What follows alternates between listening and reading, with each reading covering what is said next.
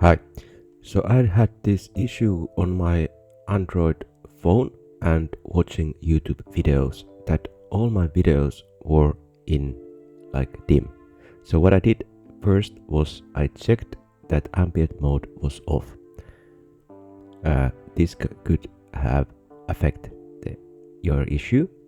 After that, I went into the settings, and in settings I went into the general settings, and there I switched to the light theme,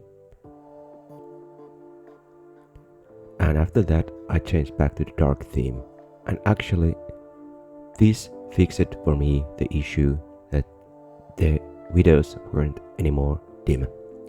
I hope this helps. Check this out if it helps you and fixes the issue. Thank you for watching. See you in the next video. Please like and subscribe.